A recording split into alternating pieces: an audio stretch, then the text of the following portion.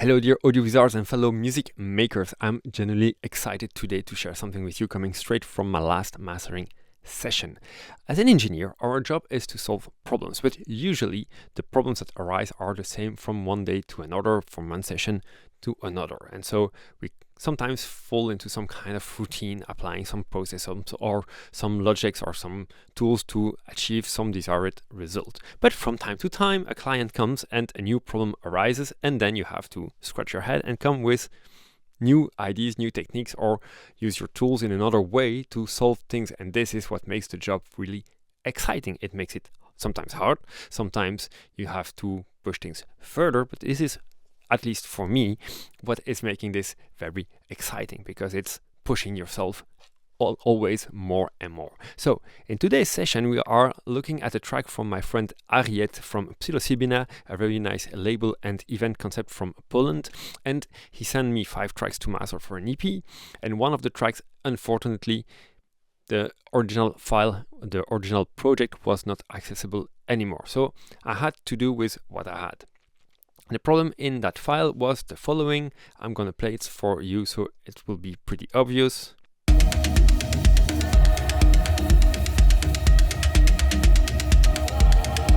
I think this is pretty obvious, right?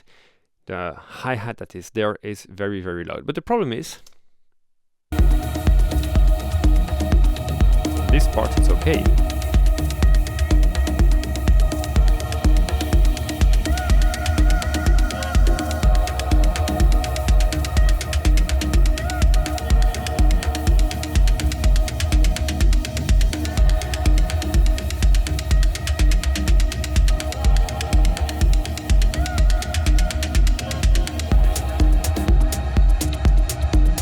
So the problem is not there all the time. So we have 2 issues here. The first one is that this problem is coming in and coming out. So I know that I will not be able to use a static process, but I will be making some automations so I don't affect the rest of the track, and I'm just turning on those processes when the problem is there, and it's not just a hard on-off. It will be some slight automation of coming into the process and coming out. That's the first thing. The other thing about this hi-hat, which is more problematic, is the place it's taking. Of course, it's too loud, that's one problem, but in terms of frequency range, it goes pretty low. It's kind of filtered noise, but already at 500 hertz, we hear this hi-hat having some body. So it is covering a wide range, I would say from 500 till maybe 10K. So 500 hertz, 10K is a wide range of frequency. In terms of stereo placement, it's not dead center, neither is it dead left or dead right or totally panned left and right. So I can't fix this with some classic mid-side processing. If it was just in the center, I might do some gentle automations on a center band, on a multiband compressor, or if it's just on the sides, maybe some mid-side EQ or this kind of thing with dynamic EQ. It's something I could solve this problem more easy. But here, it's a bit in the center, but not only. It's a bit on the side, but not totally on the side. So it's taking up a pretty large, a pretty wide stereo field, a wide frequency range.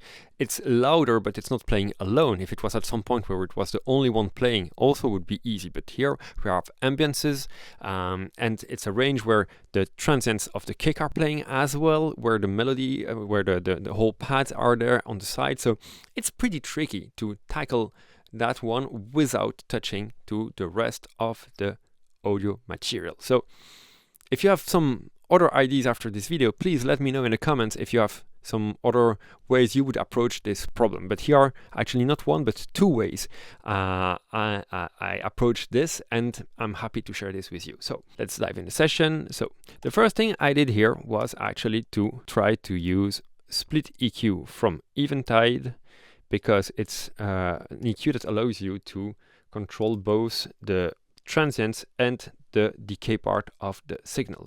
And so you have a nice control, an amount of separation between the transients and the sustained part. You have the decay time of the transient. So it's a very extensive transient shaping EQ.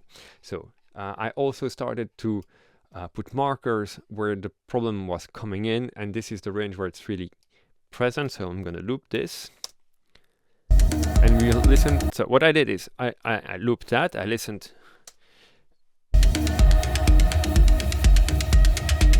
Okay, right.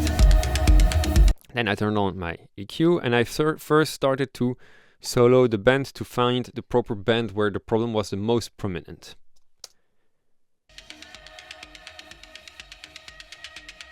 This is the range where I felt it was the most present, where I tried to find a range where I heard the most the hi-hat and not too much the rest of the audio material. Then once I had this, I started to fiddle around because I tamed the transients way more than the body, but I had to tame the body a little bit because even with a longer decay time, because the hi-hat is not just, it's not just a very sharp transient, it has some length. So I needed also to tame a bit of the body. I'm gonna let you hear how it sounds now with the EQ on.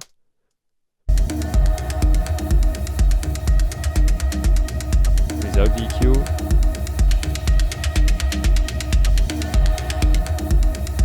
So this is reducing the hi-hat quite a lot, but it's also taking a bit of the ambiances, not so much. If I used a classical EQ and I would have turned this down like the transient, so now the transient and the decay are the same, have the same amount of gain reduction. Now we lose really a lot of content of those pads and background ambiances. Let's come back a little bit. For me, this is already way better. Not perfect, but way better. Still, actually, it's, as I said, it's better, not perfect. Still, the hi-hat is still a bit too much in the face. So, next step, what I did is I said, okay, let's turn on a multiband compressor. And first, I used only this midband, kind of same range as my EQ. I went a bit lower and a bit higher because it's not a static process but a dynamic process, so it could be a bit more transparent. And for that one, what I did is very short attack time, not totally zero to avoid any distortion, because if your attack is too short, it adds distortion. And to make up for that and to be sure to catch all the transients, I also dialed in some look ahead. So my compressor was reading the signal before and it was able to be really squashing those transients, and a very short release. Again, not totally at zero because this hi-hat has some body. And then I adjusted the threshold until I found that it was working nicely. But then, because of the gain reduction of my band, I had to make up a little bit, and so I pushed up a bit of the makeup gain to compensate for the gain reduction, to tame the dynamics, but to keep an overall loudness of that band. Let's listen to the band without the compressor.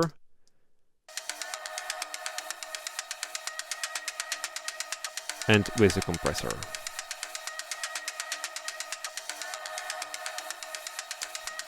Already much better. Let's listen to the whole thing, and I'm gonna just turn off this high band for the moment. The whole thing without the compressor. And with the compressor. Much better, yet not totally perfect, because the high end is also a bit like sizzling. So what I did for the sizzle is I dialed in this other band, and this other band has a bit of different settings. Threshold is lower because there is less energy. The attack is very, very short because it's like top hand. The release is very, very short, and I dialed a bit of look ahead as well. Now let's listen to the whole thing without the two bands playing.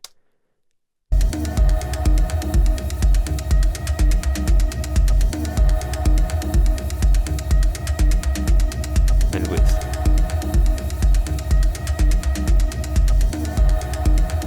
Much better already, right? Much better. And of course, then what I had to do, because as I said at the beginning of the video, this hi-hat is not static, it's coming in and out. So I had to dial in lots of automation curves. So I did automation curves for the threshold of the two bands. So if I look at this band, the threshold, you see here, it's coming in and it's coming out. I had to make up also for the gain. I had to make up for the other band, also the threshold. You see here it's also coming in. So the overall idea is here, if you listen how it's coming in now, you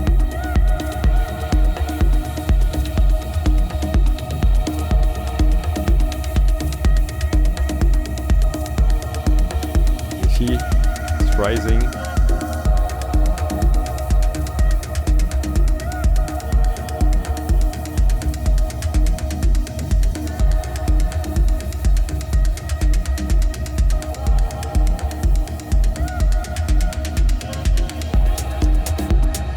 To be fair, we hear here at the end there is some movement coming in, but actually I kind of liked it like that. It wasn't totally transparent and static, but I had the impression that it was even helping the music to bring towards this bridge, towards this transition. That's one thing.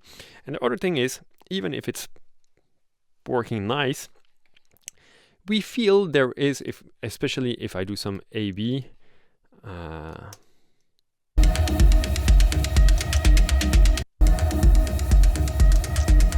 it is definitely helping the hi-hat, but it's pushing also the ambiances and the melodic part to the back. So it's working, but it's not perfect. So next, what did I do? I was like, okay, let's push my ID further. Let's try to use other tools to fix that problem. And so I dialed in my dear Ozone 11, and in Ozone you have the ability to process the whole music, or you have some integrated stem separation. And so I was like, okay, let's try first to process the drums. And what I'm going to do in the drums is I'm going to EQ this high part of the drums. Yes, it's a lot. It's like 7 dB, so this is really a lot at mastering stage, but two things to keep in mind. First, it's not static. I'm going to automate this to come in and out. That's one thing. And the second thing is I'm only processing the drums. I'm not touching to any other part of the sound. Let's listen to the delta mode. This is why I love Ozone. And in delta mode, I will be able to listen only to what this is changing to my signal. Let's loop again this range. Not bad, right? This isn't bad. This is actually pretty clean. Yeah. Other thing is, when I started, it was analog mode. Analog in the Ozone means that actually it is doing minimum phase rotation, while digital is linear phase. And of course, because there is phase relationship between the stems that Ozone is making, with phase rotations, you induce other problems. Let's listen to that.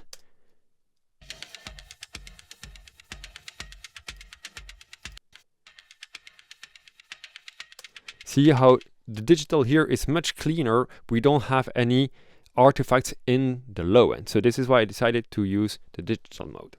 Okay. Then I thought, but there is more. There is more, because Ozone allows you to use also some transient sustain mode. So what if I would just touch the transients and the sustain part in different ways, like I did with my split EQ here. The only problem is, the only downfall about this process in Ozone is, with split EQ, I had a full control over the separation and the decay of my transients. So I could adjust the length of the transients that are processed, and I could choose how much both are going to be applied, are going to be processed, and how much it's going to really like split the process between transients and decay part, which is something you can't do with Ozone. In Ozone, you just have the choice to process those. So I said, okay, let's start with the transients. And if I play this with the delta, still the delta, so we hear only the difference the process is bringing.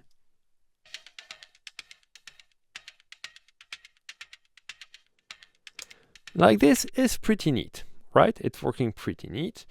But my impression was, and you're going to tell me what you think, if I remove the delta, now I'm going to flip between the transients and the normal mode.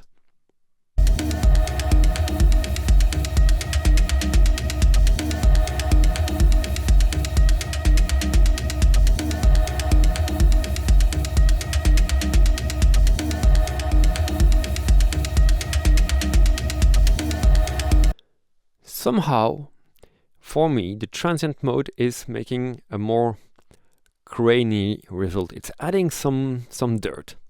And it's something I don't want. I want this process to be as transparent as possible. In this case, for me, it wasn't working very nice. I'm going to play it last time, transient.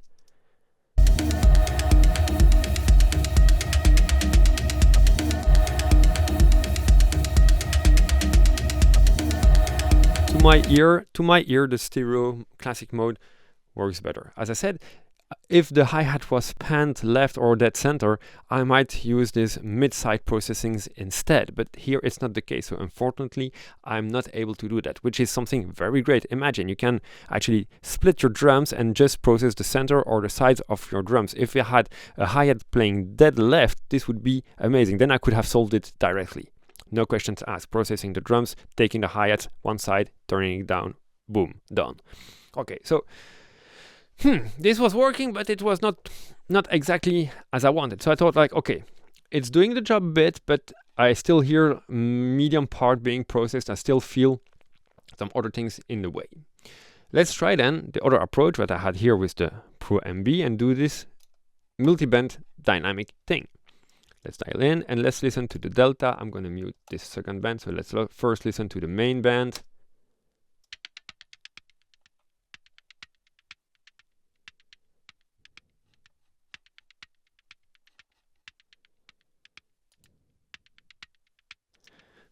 For me, this is working. It's working pretty neat, right? What we hear is actually close to only the hi-hat. There is not that much more in the way. Of course, like we had with the Pro MB, is that I need to turn on also a higher band. And the only issue I have here compared to the Pro MB is that I don't have any look ahead. So I played a bit with compressor and limiter working in series. It's very short, close to each other, but you see they are not exactly the same. The attack on the limiter is very at 0. The compressor has 1 millisecond. I'm in peak modes detection because it's very sharp. I don't need any average control, so it's very on-off very fast. And so I turned on, I turned on this other band, and now with the two bands turned on, like this. Let's listen to the delta.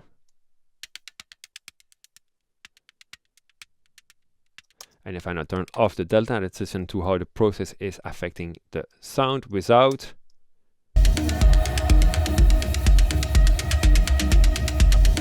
And with. So now I thought, okay, because I tamed this a little bit before, let's add the EQ after. Again, just processing the drums.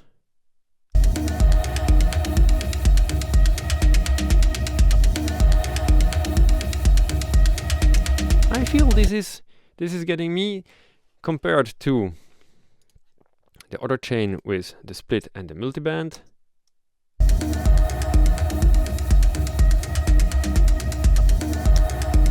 So the differences are that in this case we tame more the hi-hat, but we lose also more of the energy of the rest of the music.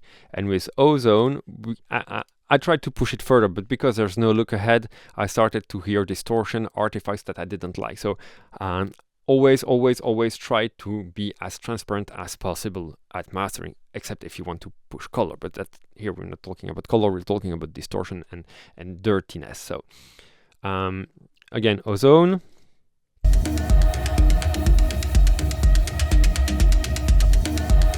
Versus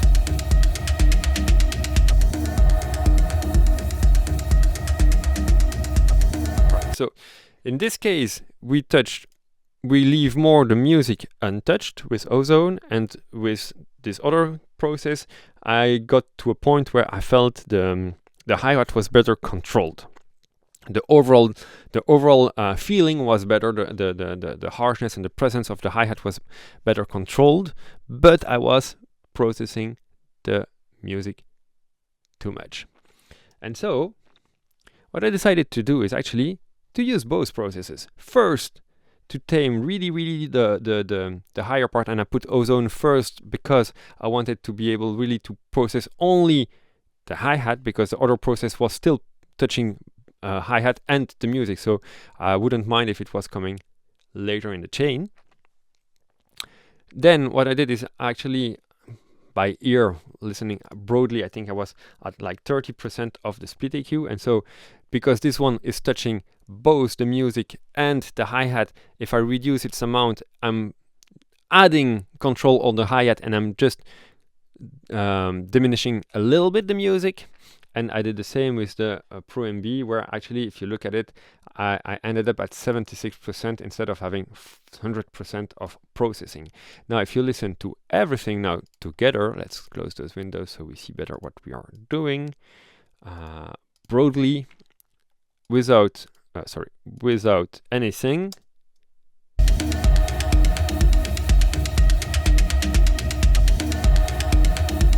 So this is the original track.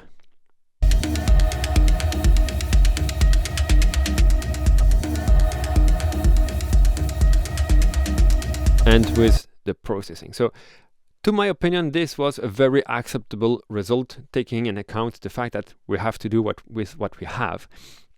We lose a little bit of the ambiances, we lose a little bit of the spaciness of the track at that moment, but we have now a very nice control over this hi-hat that was way too loud. And then I had to dial in shitloads of automation curves to kick in with this dynamic thing with the other part, in order to have a smooth kicking in of my effects. Last but not least, if you pay close attention, you will realize that because of the process, we also lose a bit of the transients on the kick. Listen how the attack of the kick is fading away and how the kick is getting a bit more muddy.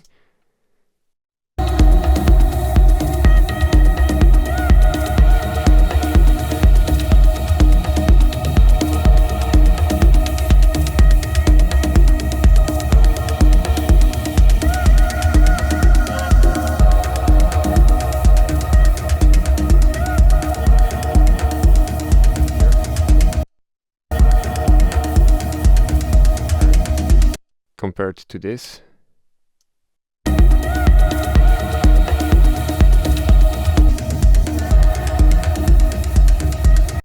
So here I did something very, very sneaky. Actually, I went for the real beginning of the track, because again, remember, I had no access to the stems or to whatever. So at the really beginning of the track, we have this.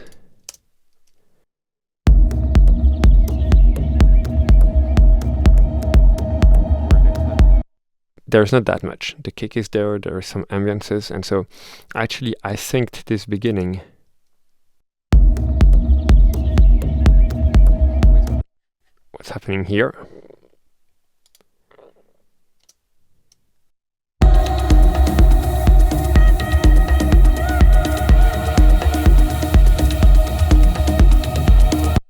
I went very, very granular, by actually like zooming in crazy and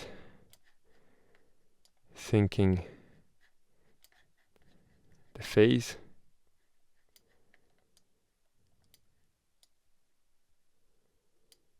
Like this. Let's do it really nice.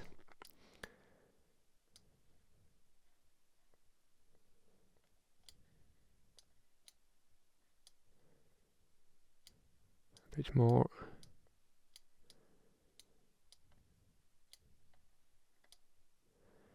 Here we are really sample accurate on the impact of the kicks, right? Then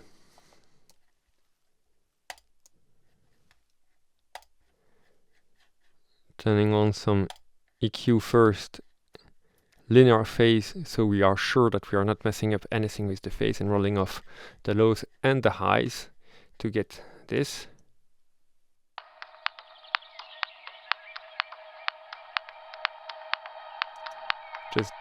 Just where the snap of the click is. Adding spiff to boost a bit more even the transients.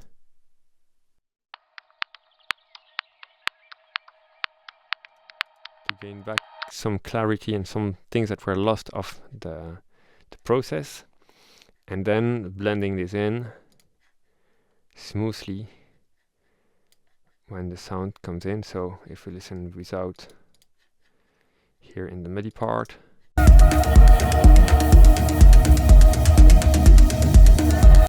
let's loop that.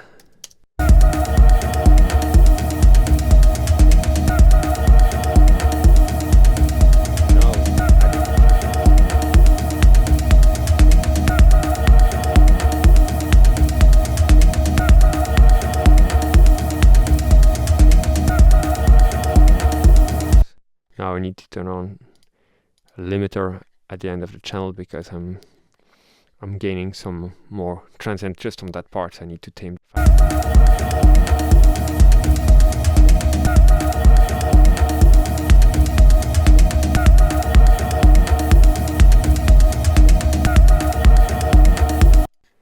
So here we go, how actually doing something in different ways, and at the end finding even some weird ideas to solve some remaining problems and gaining back some transients that we lost in the process. I hope you liked this idea in general, and it's not totally orthodox. I know it's not something you would do in a normal mastering session, but I think this is interesting as well to share, because sometimes you have to do with what you've got. And well, as I said at the beginning of this video, this is also part of working as an engineer, is finding solutions. Even if they can be a bit clunky, at the end, if it would be to compare the whole thing, doing a proper A-B without our additional thing and without the processing on the transients, remember where we came from.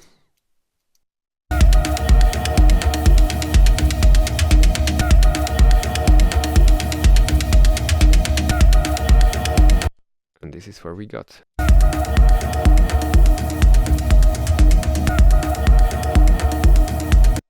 I think the end result is pretty decent, right?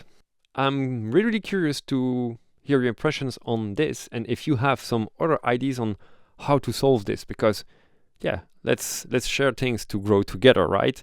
Let's learn to use our tools in every day a new way. And as I said, for me this was very exciting to put my brain onto trying a new approach and trying to solve a problem that couldn't be solved in a classical approach. I hope it was helpful and that it will help you also maybe see other approaches, and see you soon for more. Take care, bye bye.